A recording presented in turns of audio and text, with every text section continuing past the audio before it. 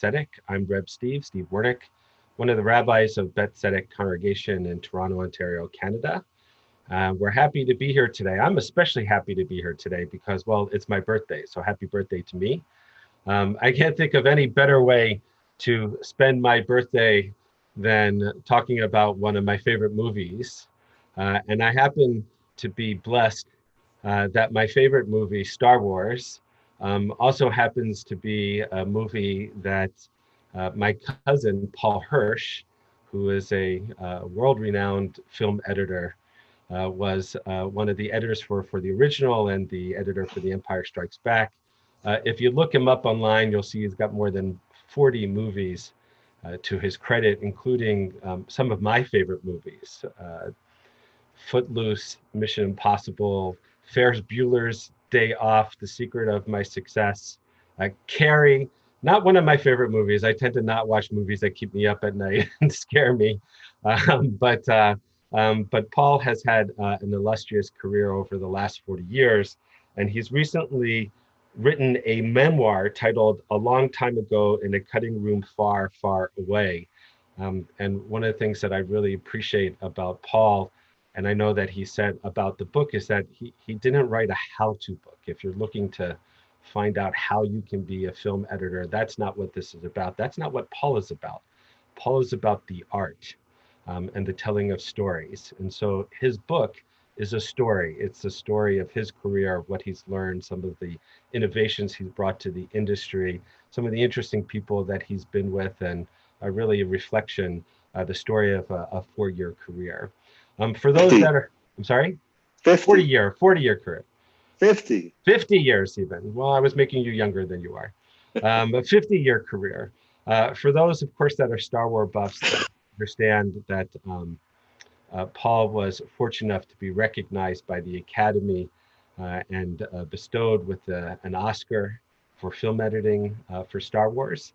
It came out in 1977 when I was 9 or 10 years old. He was also nominated for the movie Ray, another one of my favorite movies, I should say, and then he's been awarded many other awards over the course of his career. Paul and my second mother, Judy Ellen Epstein Wernick, are first cousins. My mother passed away when I was a teenager, but Paul and she and my Aunt Joanne and my Uncle Mel are still very much in contact with each other as our family. So Paul is a first cousin once removed to me.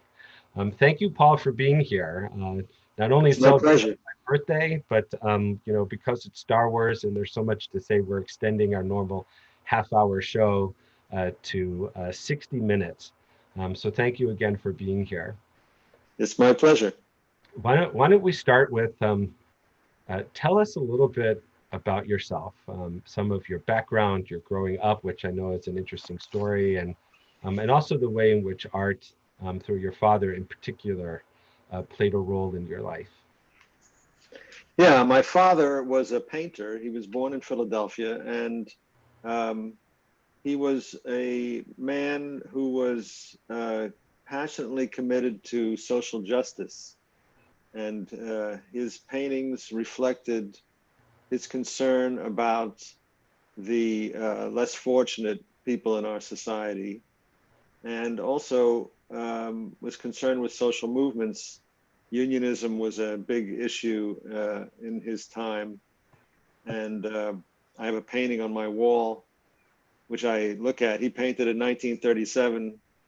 He was 27 years old. And the reason I look at that painting frequently these days is because it resonates so strongly with what's going on in the world.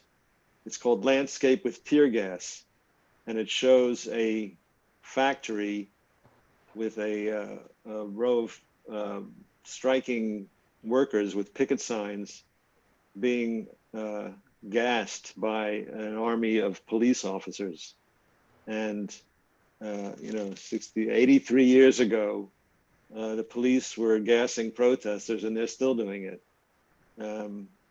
which shows we still have a long way to go for making progress in our country. But anyway, Dad was a painter, and my mother was a dancer. She danced with, also from Philadelphia, she danced with Doris Humphrey and Martha Graham. And I guess it was sort of inevitable that I was going to find my way into something artistic. And when I went to college, I went to Columbia in New York. And when it came time to graduate, most people either went into law school or medical school, or the jocks went into business school. And I didn't want any of those options. And I applied to architecture school, and I was accepted at Columbia. And the only problem was I didn't have enough points to graduate, and I was going to have to go to summer school the summer before I entered architecture. And I heard about a program in Paris. Now, my family had moved to Paris when I was a child, and we lived there till I was 8 years old. And I had learned the language, and I had become somewhat acculturated as well. And the opportunity of spending the summer in Paris instead of New York in the summertime, which is no great pleasure, I leaped at this chance, and I got into the program, and I went off to Paris in June of '66. And when I was over there, the classes that we had ended at noon, and we were free for the rest of the day.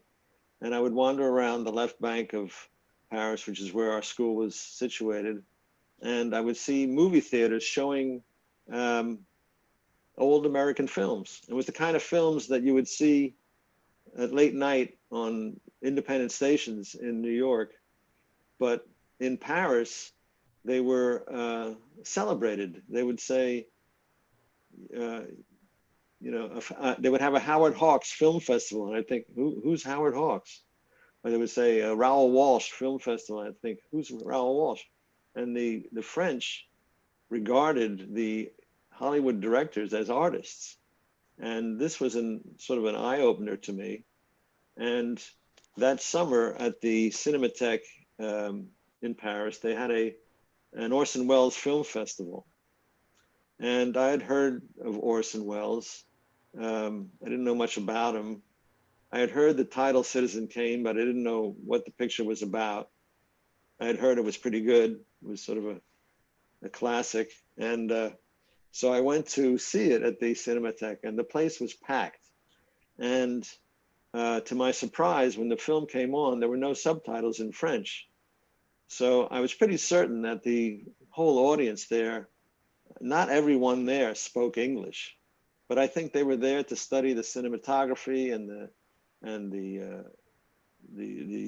editing and the music and the staging. And I watched the film, and it was kind of a reverent audience. It was a packed house. And when it got to the end, and the revelation at the end just absolutely floored me. So I was just bowled over. And the next night they were showing The Magnificent Ambersons. So on Tuesday they had The Magnificent Ambersons. I saw that. And Wednesday they had The Lady from Shanghai. And then Thursday they showed Touch of Evil. And then Friday they were showing Macbeth, and Wells himself was coming to make a public appearance, but you couldn't get near the place. It was so packed. So those 4 films that I saw kind of hit me in a way. It was sort of like a delayed reaction. But they struck me and they moved me in some powerful way. And I didn't understand exactly what I was seeing, because I was not seeing it with the help of an informed teacher or anything. I was just seeing it and reacting to it. So I came back to New York. I started architecture school that fall.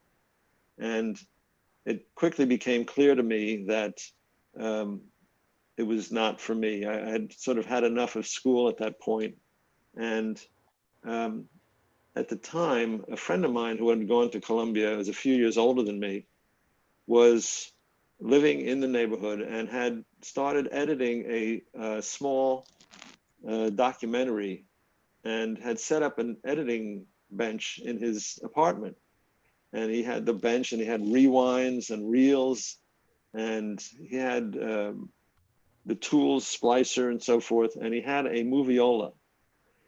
I'd never seen a moviola before. And a moviola was a machine that film editors used that would you could thread film into it, and it would project onto a small screen. The sound was separate, and um, the magical thing about this machine when I saw it was that you could stop on a frame. Now, in 1966, the only way you could see a moving image was a recorded moving image or a live moving image was either on TV live or at the movies. There was no such thing as a video recorder, at least not for the general public. And there was no such thing as pause. There was no such thing as rewind. There was no fast forward. There was no 10 seconds back or 10 seconds forward. No. It was just constant speed moving forward at sound speed. You couldn't speed up. You couldn't slow down. It was just a given. So here was this machine that could do all those things, and I thought, wow, this is like magic. And I thought I'd really like to know how to do that. And I didn't know what editing was, but I was also attracted to the tools because I had always liked working with my hands. So I decided I wanted to pursue that, not knowing what it was. Excuse me. So through a friend, I got a job as a gopher for an industrial film company in Manhattan. And my job was to take work prints from the editors at the company over to the negative cutters. And then I would pick up from the negative cutters the cut negative and take it to the lab. And then at the lab, I would pick up prints and bring them back to the company, and I would mount them on reels and ship them out. And that was sort of my routine. And during the first couple of weeks I was there, I met a negative cutter who was looking to find, he was looking for a young person to train. And I went back to the office and I was chatting with one of the editors, and I said, I got offered a job today. I said, really? I said, it's a negative cutter. I don't know if what do you think? He said, well, you'd be handling film instead of packages. So I thought, well, that's true. So after 2 weeks, I gave 2 weeks notice. And I took this other job as a negative cutter. And I learned the whole technical end of the business, how to prepare negative for printing. And it was interesting while I was learning, but after a while I stopped learning. And it turns out that negative cutting is a very tedious job to which you have to pay strict attention. So the combination of being very boring and yet you can't make a mistake, I found.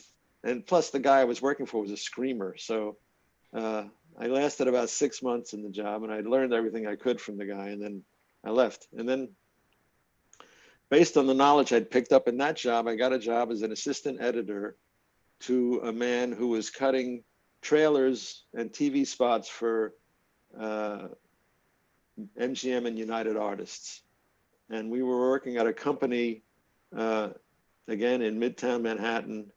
And the company was growing, and after a few months, the editor, there was only one editor there. They mostly did radio work, and they were expanding into picture. And the editor was sort of overwhelmed with work, so they started giving me some of the less desirable jobs. The first thing that I did was they had a 10-minute featurette on the making of the Thomas Crown Affair with Steve McQueen and Faye Dunaway. And they needed a 3.5-minute version of it. So I cut the 10-minute film down to 3.5 minutes, and the client liked it. And then they gave me another one to do from scratch. It was about the making of Chitty Chitty Bang Bang. And I learned that when you run Chitty Chitty Bang Bang backwards, it sounds like Nyab Nyab Yiddich Yiddich. Which is secret code for what? Chitty Chitty Bang Bang backwards. You know? But anyway, so that was it. Then I started editing. I cut a number of trailers for them. And meanwhile, my brother had met a man. My brother's interested in producing, and he met a young director. And together they produced a film called Greetings. And the young director was named Brian De Palma. And when they finished the picture, they needed a trailer. So my brother introduced Brian to me for the trailer, and I cut the trailer. Brian and I hit it off, and then they got the money to do a sequel to the film. It was intended to be called The Son of Greetings. And I left my steady job to become a freelancer and went to work on my first feature film. I was 23 years old, and I was filled with the confidence of the truly ignorant. And I thought, I can do this, not knowing what I was getting into. But that's how I got started. Turned out that the editing that I had pursued was very enjoyable. And not only was it enjoyable, but it turned out I had a knack for it as well. So it's sort of an accidental career that I sort of slipped into. And then it lasted 50 years. Tell us how you got involved with Star Wars. And so you were working for that. You did a couple films with De Palma, I think, in the late '60s. I did 5 films with Brian before anyone else hired me. Mm-hmm. Brian was my patron and mentor, and he really influenced me greatly at the outset. And I wound up doing 11 films with him over the years. But those first 5 really strongly influenced me and helped in my development as a young editor. And during that time, there were a number of young directors coming to the fore who had become friends. And there was sort of a group, De Palma, Spielberg, Lucas, Scorsese, Coppola to a lesser extent because he was a few years older. But these guys all knew each other and were friends with each other, and showed each other their films. And the other directors in this group got to know my work through seeing Brian's films. And I met George and Marcia after having edited a picture called Phantom of the Paradise, which is a big hit in Winnipeg. They have a festival every year. So they show the picture every year. I think it's called the Phantom Palooza or something in Winnipeg. So anyway, I met Marcia and George, and she was working on a picture called Taxi Driver that Scorsese had directed. They needed help with the editing. And she called me and she said, "Can you come help out on the picture?" And I said, "Sure, I'd love to." And she called back the next day and she said the studio wouldn't go for it because I was still living in New York at the time, and they didn't really want to pay for travel and expenses for someone from New York. They thought they'd just hire somebody from LA. So my hopes were raised and then dashed. But I kept working for Brian, and the following year, Brian was out in LA casting for Carrie, and George Lucas was casting for Star Wars. And the actors they were looking for were all in the same age range. So they decided to have their casting sessions together. And during one of these sessions, Brian called me up. I was back in New York, and he said, "Listen, George wants to speak to you." And I said, "Great." So George got on the phone. He said, "Listen, I really like your work and I'd like to work with you someday." And I said, "That's great." He says, "I'm starting a picture now, but I've already hired somebody for it. So it won't be this next one, but I'll be doing one right after that, and I'd love to have you work on it." I said, "Great." So that was that. And then George went off to England to shoot Star Wars, and Brian went off to shoot Carrie, and I was back in New York getting the dailies from Carrie. And during that time, my wife and I had gone to dinner at the home of a friend of Brian's and George's, a man named Jay Cox. Jay is a screenwriter who had at the time been working for Time Magazine, and he had been over to England and visited the set of Star Wars. And on the occasion of this visit to his house for dinner, he showed me a book of production stills from Star Wars. And this book was filled with images of the land speeder and the Wookiee and the stormtroopers, the sand crawler, uh, the Jawas, and I was just mesmerized by these images. And I went home that night and I said to Jane and my wife, I said, you know, it's nice that George wants to work with me someday, but I really wish it could have been this one, because this picture looks amazing. So time goes by and Brian and I are working on Carrie, and George finishes shooting Star Wars in England, and he looks at the cut that the editor he had hired over there had delivered, and he was very unhappy with it. And he decided not to bring the editor with him back to California, and he let the guy go. And his wife Marcia, who was, you know, an editor in her own right, very well-respected editor in her own right, jumped in to help out. And they came through New York on their way home back to California.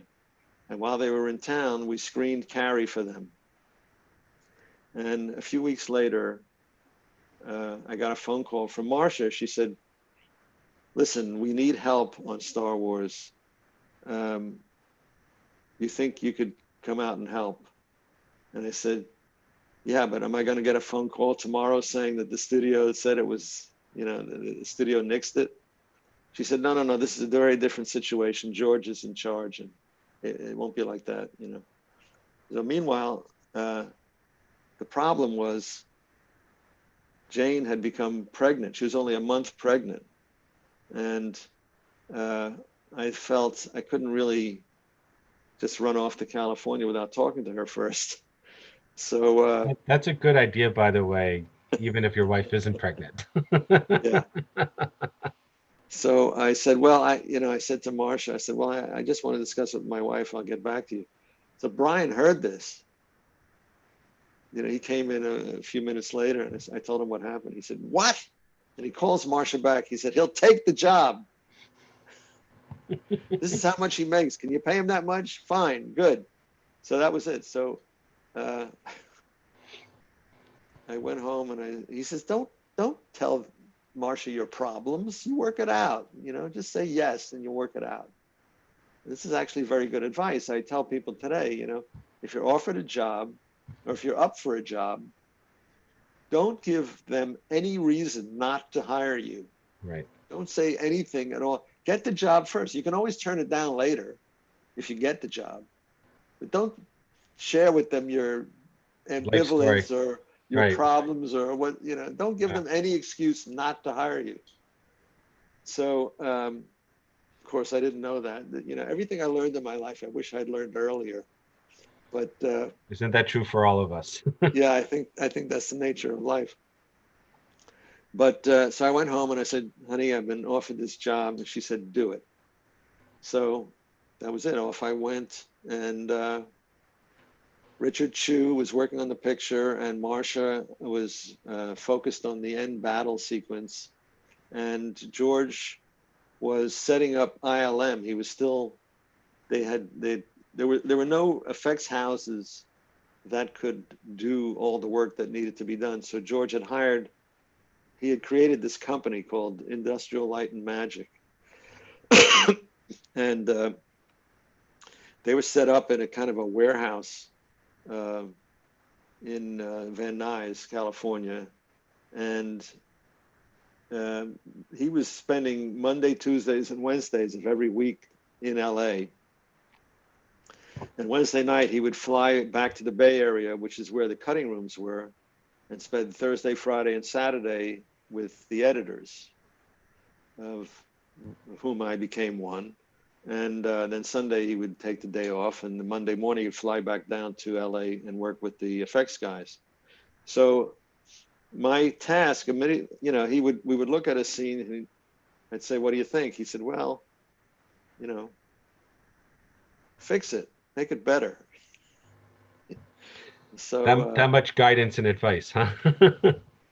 well, you know, it's funny. I tell people that, you know, when I'm editing a film, a lot of the process is playing it, you know, it's like playing that game, what's wrong with this picture?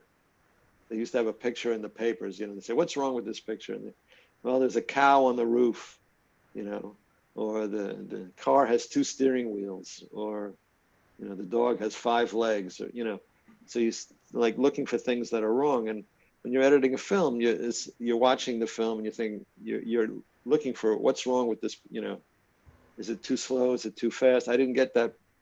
That went by too quickly for me to understand what they were, you know, what the point was, or this is taking too long. I'm confused. I don't understand.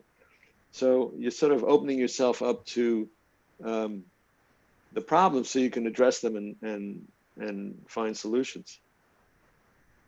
When you're working on something you didn't cut yourself, it's a lot easier to see what's wrong with it. So yeah, so I just, What were some of the things that George didn't like about those cuts? well, you know, it's odd because the editor he had hired is a very skilled guy, and he'd done some really great work. He had worked with Richard Lester, and I think he cut Hard Day's Night, and I know he cut The Knack with Michael Crawford. And The Knack is brilliant exercise in film editing. If you've never seen it, it's really fun. It captures London in the early '60s. But with Star Wars, he never really. I think he didn't really get it, you know. And I think he had sort of. I don't know how veiled it was, but he had a sort of a contempt for the material. He thought it was a bit of, you know, thought it was rubbish. And I think that was partly why George didn't want to go on working with him. And when I looked at the scenes, there was no consistency. There are some scenes that were over edited, and others where he just let things play and, you know, too long. And some scenes were too slow, some were too fast. There was no real rhyme or reason to it, but you know, I just approached it like, how would I do it? So I just took on each scene. The first scene I cut was the robot auction, where Luke and his uncle buy 3PO and R2. And that was the first scene I did. And then it started out as a 4-minute scene. When I got done with it, it was 3 minutes, but it had more material in it. So it was a question of picking up the pace and giving it some rhythm and yeah, anyway, so, you know, that was that was how I approached it. How would I make this more like how I would do it? I wouldn't hold on that shot so long. This shot's in the wrong place. This isn't the best angle for that piece of action. This is better, you know, that kind of approach. So So did you with George then during that you know, what kind of changes from the script or second shots were called for that helped the film take its final form? I'm sorry, I missed the first part of the question. Were there changes from the script, or you know, additional shots that were needed? Because you're coming into this now, it seems like at the end of most of the filming, Yes. for the editing. So what kind of changes were made that helped the film take its final form? Well, there were two significant things that, you know, in my mind, significant things. One was the first couple of reels of the film, as originally scripted and shot and edited. The film starts the same way. There's this battle in space, but in the original cut, in the middle of this battle in space, where Vader gets on the rebel ship and he confronts Princess Leia, and the droids escape and so forth. During that whole bit of action, there's a cut to a young man on a desert planet, staring up into space with binoculars, and it's Luke.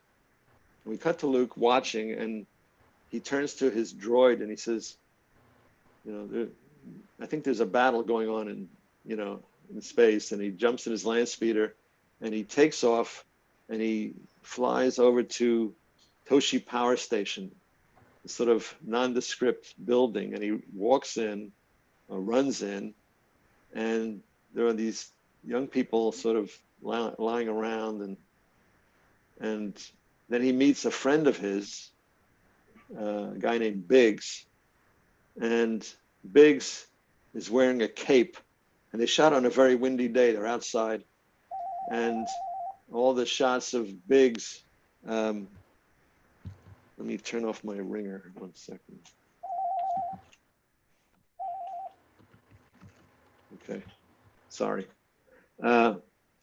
Biggs has his cape on, and it's a windy day, and some shots, Biggs's cape is blowing this way, and some shots his cape is blowing this way, and I try to cut them together, and it doesn't work. And they're talking about all this exposition that I think. So there's like a number of problems. I'm thinking, why are we cutting to this guy? Who is he? I don't know anything about him. He gets to this place. What is this place? I don't. I said to George, I said, what is this place? He said, it's a teen hangout. I said, well, how do I know that? There are no obvious signs of, what it is. So I thought to myself, why do we need any of this? Why don't we just get rid of it all? All this exposition about the Rebel Alliance and fighting the Empire and, Luke's hopes of becoming a pilot. We're going to find this all out anyway. So I said to George, I said, well, why don't we just take this stuff all out? So we took it out, and we discovered that we got this added benefit, because by not cutting away from the action in space, the first time we leave that is when we follow the droids down to the planet. They escape in the escape pod, they land in the desert, and then now, instead of landing on a planet that we know is inhabited, we land in this mysterious place. And we don't know who lives there or if any humans live there. The first sign of life is a big skeleton of a dinosaur or something. And then later on, the next characters we see are all these weird robots. And then the Jawas, and so it's a much more mysterious and evocative place than, and then the first time that we realize there are humans living on the planet is when we arrive at the robot auction, and when we meet Luke, and it's a more organic and natural introduction to our protagonist than to arbitrarily cut to him in the middle of some other action. So that was the big change in the beginning. And then the other big problem that we had was at the end of the film.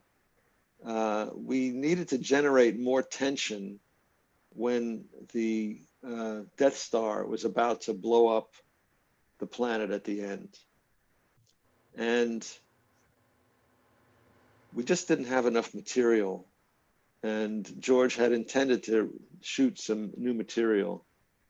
And we talked about what the material should be. And to generate tension, we thought we would show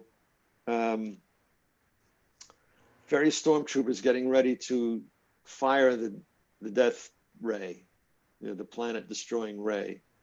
And in order to do that, we had to set the example of what they were doing. So we shot all this material, these guys in uniform, pulling levers and turning dials. And there's one, it was like a TV director's, it's like a Grass Valley fader or something. People in television recognized it for what it was.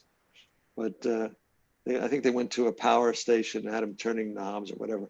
But we took all that material and we used it in the first instance when the Death Star blows up Alderaan. I think, is it Alderaan? I don't Alderaan, remember. yeah. Yeah. So when they blow up Alderaan, we set the example we have all these stormtroopers doing all these things that results in the destruction of the planet. So now that idea is suggested and planted in the audience's mind. We take the same material and we use it at the end to intercut with the action of what's going on in space and with the Leia and her people back in the control room. And, so the audience knows the time is running out. The important ingredient in suspense is the clock. You have to feel that time is running out. Otherwise, there's no tension.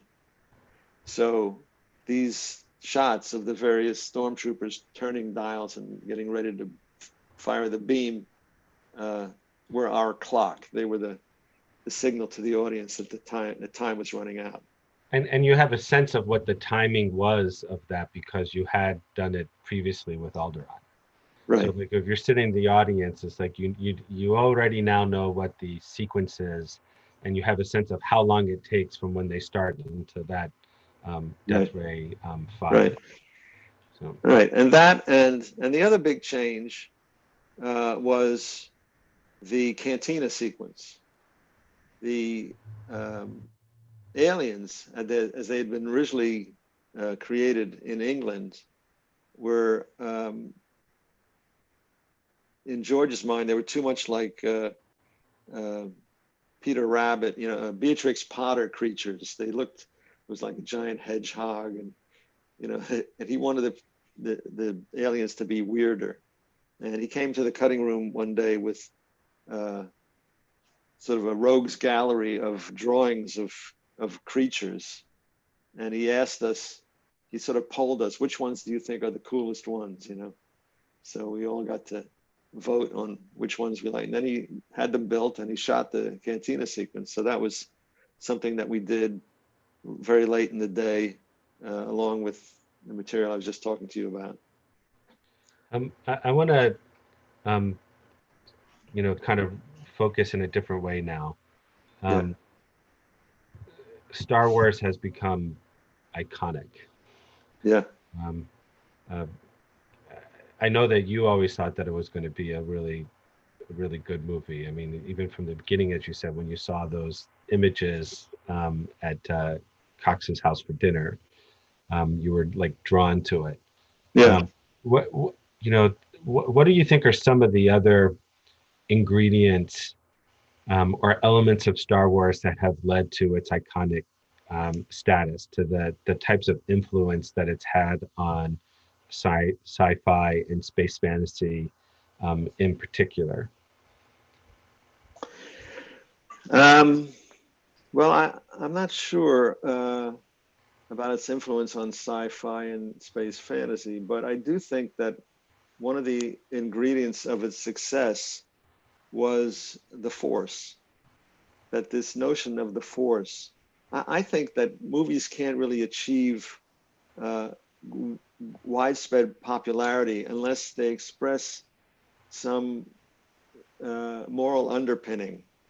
I think to reach a really vast audience, you have to be saying something that people know to be good in some sense. I mean, Westerns was always the victory of, good over evil. And most movies end with, I wouldn't say most movies, but a lot of movies end with the, hero kissing the heroine. Right. And the implication is the happy ending riding off into the sunset.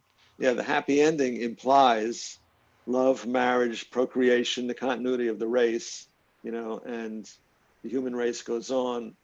And so it's a general,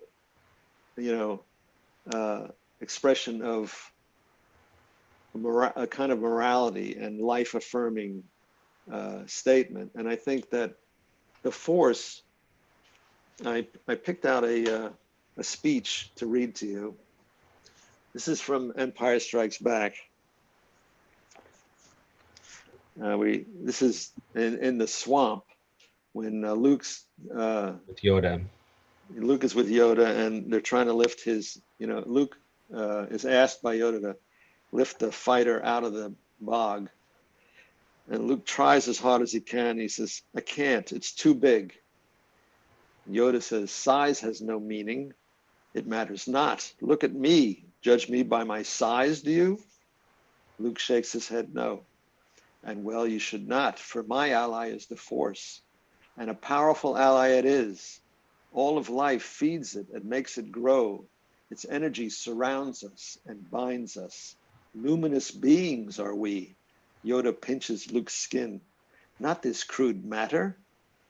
Feel it, you must. Feel the flow, feel the force around you, gesturing. Here, between you and I and that tree and that rock.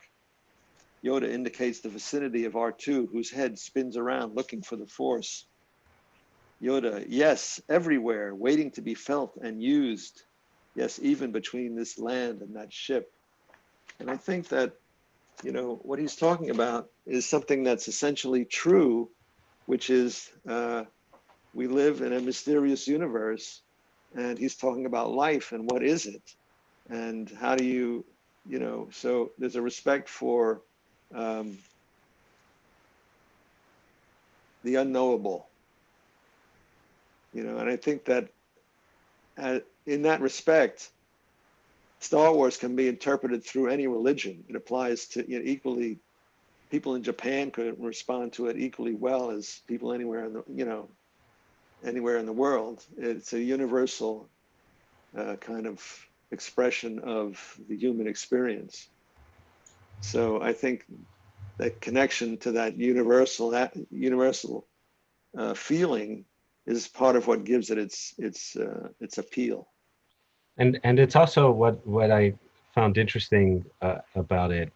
And certainly as a rabbi, I mean, much of the way in which I see the world is through the prism of Jewish tradition and religion. So Yeah. the luminous nature as being the spark of the divine, the light of Yeah. God, that every human being is created in God's image and likeness, right? So I mean, it's the Torah talks about the image of God, which is that notion of that luminous night. Moses, Michelangelo misinterpreted the Hebrew carne or are the rays of light that come from his head, not horns that come from his head. After Well, he having was limited by he was working in marble, so Right, it's true.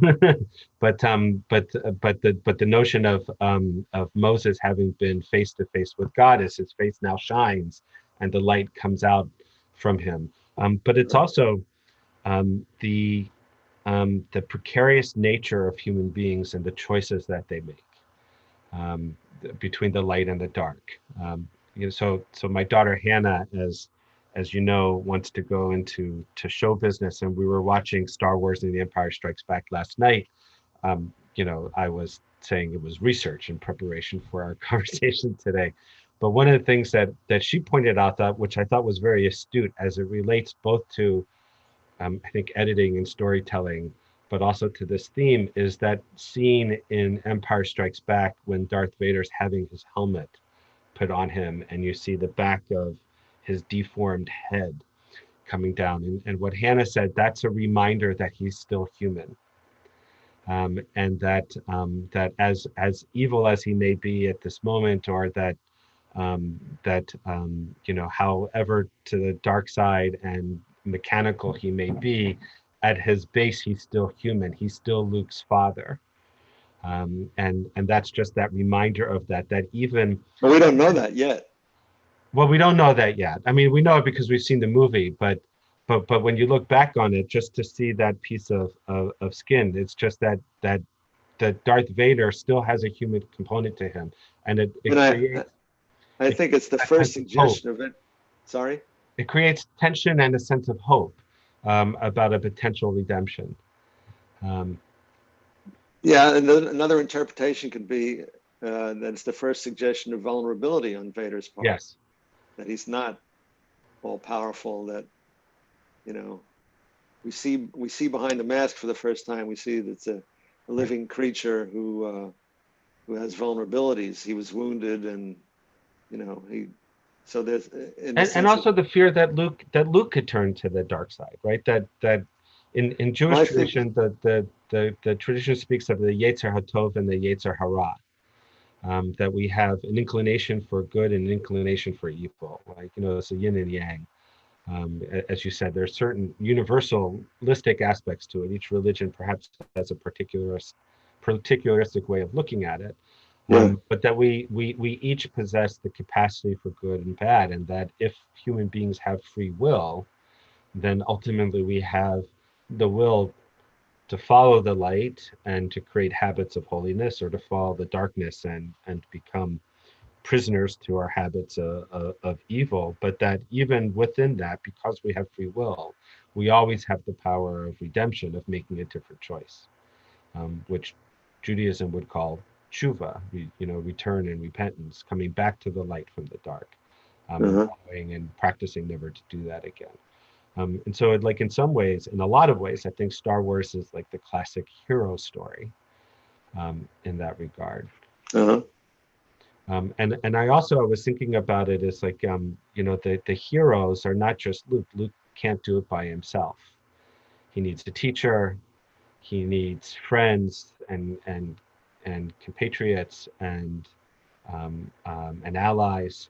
And so when I was thinking about that question about the influence it has on other movies, Harry Potter is built on very much the same kind of thing, Uh-huh. right? You have two male heroes and one female heroine.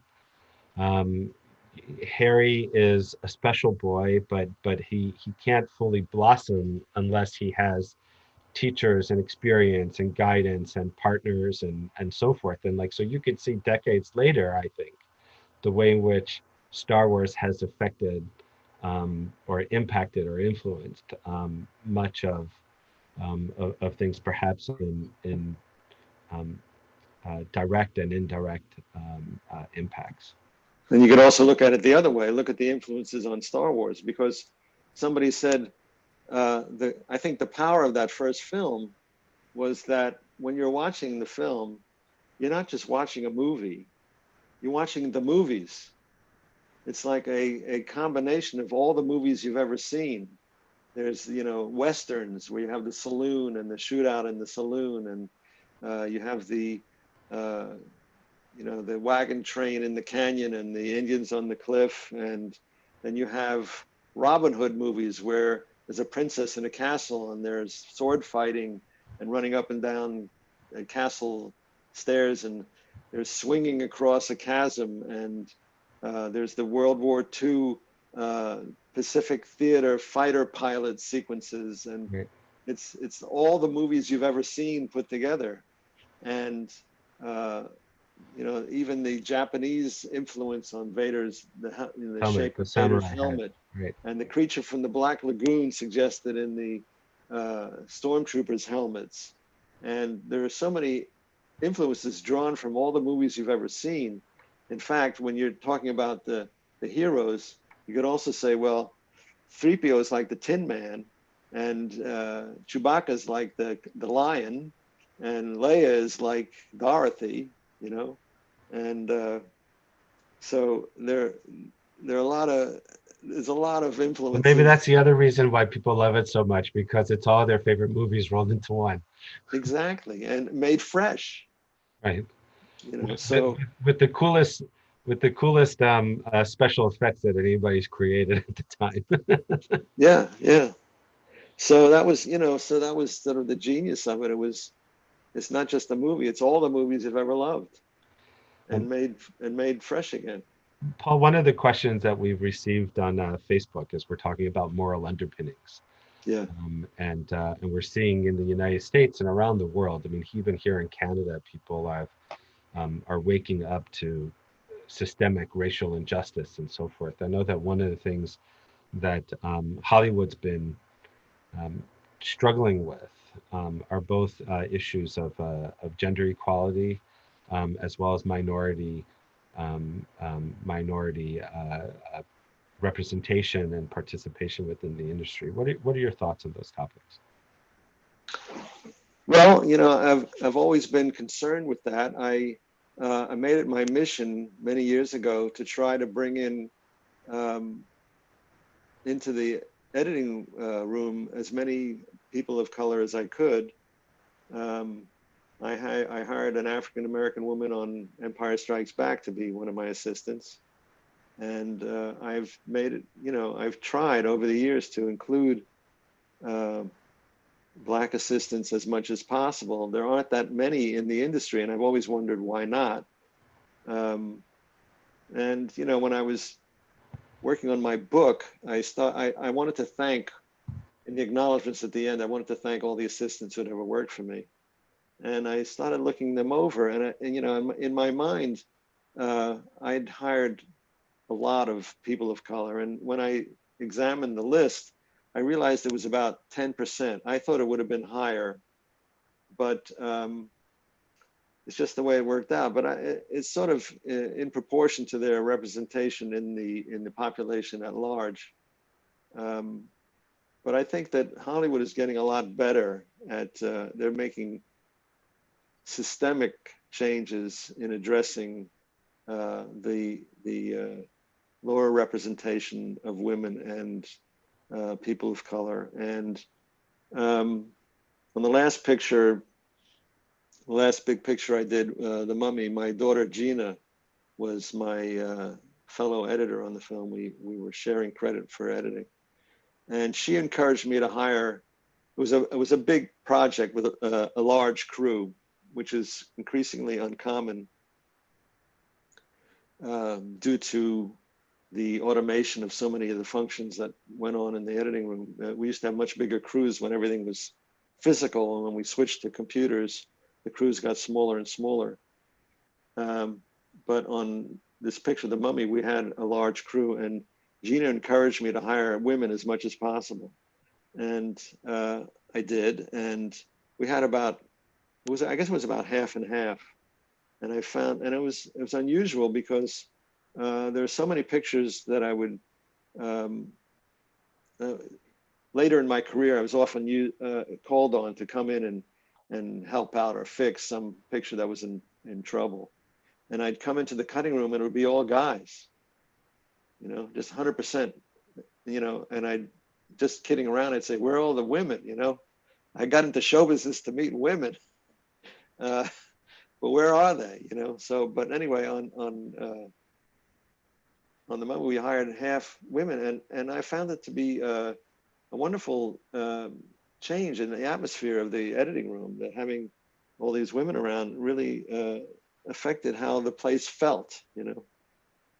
But you do what you can. You make an effort to be as inclusive as possible given the circumstances. In the 9 minutes we have left, Yes. what were some of the other movies that you've worked on that you've really enjoyed, and where you can say that here's a contribution that I know that I specifically made to it? Oh, Just the gee. highlights, because there's so Is this a many. trick? Is this a trick question? Yes. You're, test, you're testing my memory.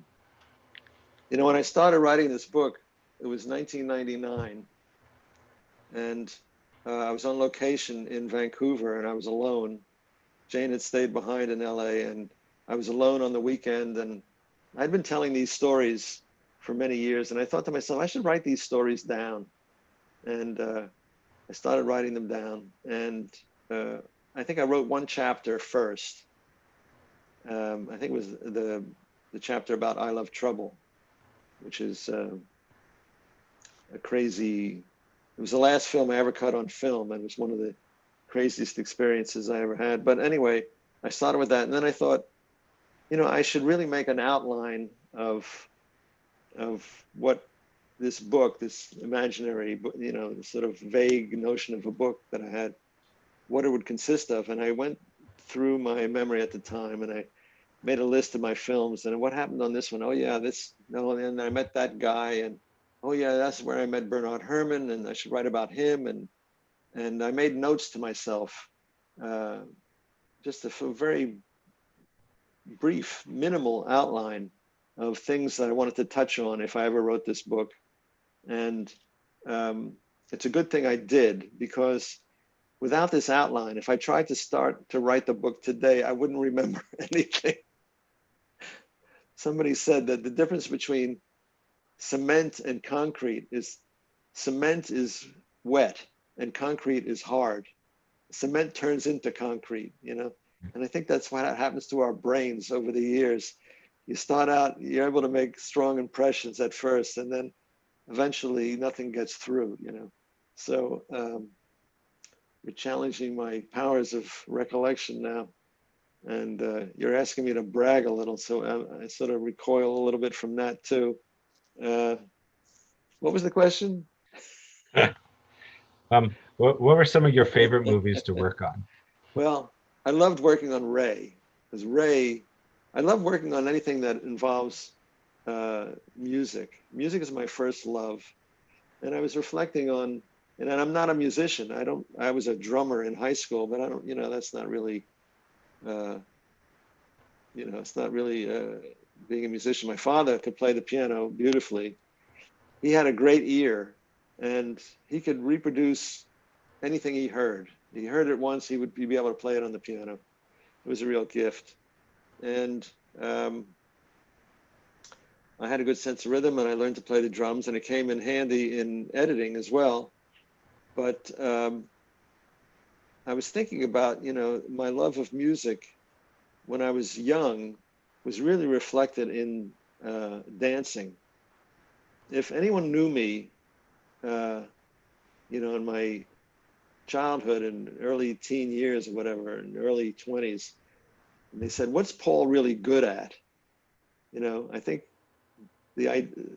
people would say, "Well, one thing he's really good at is dancing." It doesn't, you wouldn't know it to look at me today, but I was a good But your dancer. mother was a dancer, so that's not surprising. Yeah, well, she encouraged me to dance all the time, you know, and I play records and I dance to the records, and I loved dancing, and so I think that editing in a way is dancing to the music. You know, you uh, when you dance, you listen to the music and react to it spontaneously. And um, when I edit films, I look at uh, the dailies, and I get an idea of how it should go together, you know, based on what I'm seeing. But, you know, in answer to your question, the reason I loved Ray so much is because it involves so much music, and I love uh, any time I get a chance to cut film to music. To me, it's like dancing. In fact, you know, choreography is very similar to editing, because you could define choreography as the organization of movement Sure. through three dimensions over time. And in editing, you're organizing movement in two dimensions over time. So there's a very close connection there. Footloose was a great joy because it had so many It's musical also music numbers and dancing. It's music and and dancing. dancing is two of your Music, favorite things. music and dancing. Yeah, yeah. The opening titles, uh, I'm I'm I'm very proud of, and the last dance number, because they were both cut at the 11th hour um, due to circumstances which you can read about in my book. Um, and A long time ago in a cutting room in a cutting room far, far away is the that's it. And give it what another else? push.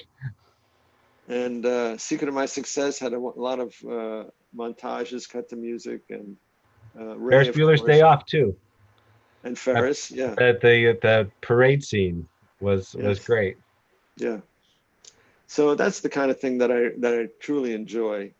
I don't like horror pictures like you. I don't really like horror pictures very much, but they're always a good opportunity for editors to show off. Um, but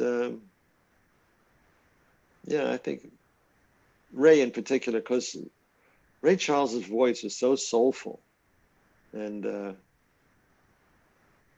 and that was an interesting challenge editorially, because the first cut was very long, and you know, the challenge is always to get it down to uh, a length that people can tolerate.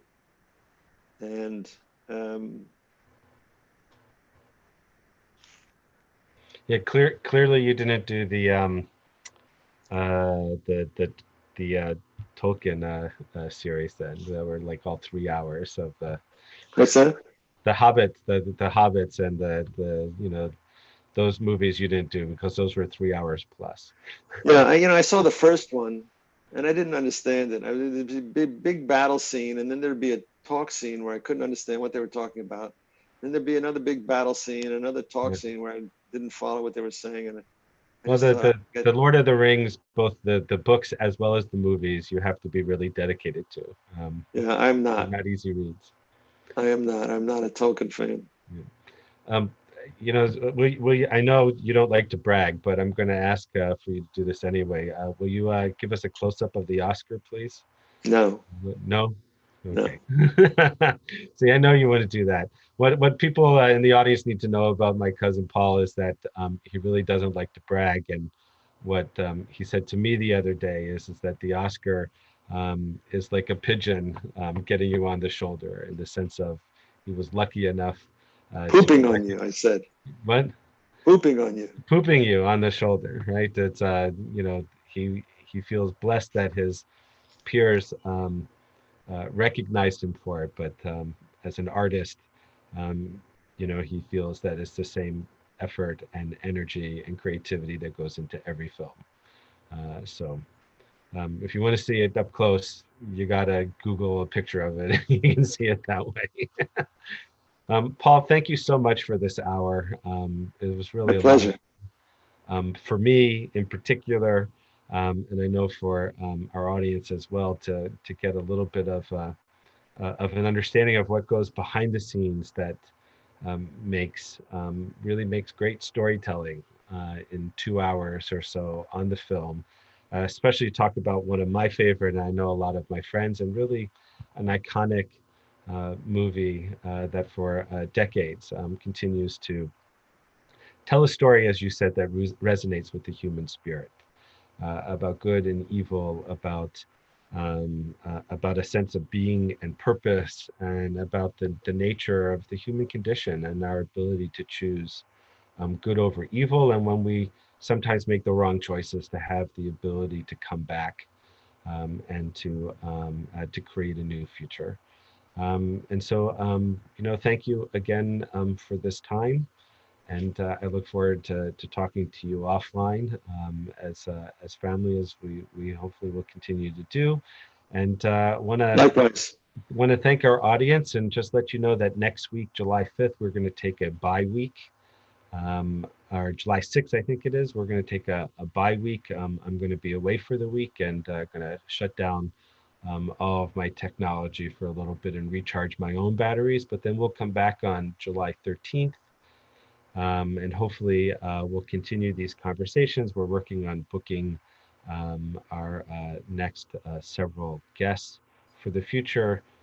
Topics of, again, back to COVID a little bit. We're going to talk about the impact that COVID's had on our judicial system. We're going to talk about it from the perspective of gerontology and how uh, um, how certainly in Canada we bear, as Dr. Nate Stahl, who will be my guest, says a national shame in terms of how we've dealt with the elderly, especially with the impact of COVID on our assisted living and nursing and retirement homes, and other important topics of current events. And every once in a while, we'll throw in something like this that's purely fun and yet tied also to ideas of both universal and particularistic Jewish spiritual concerns.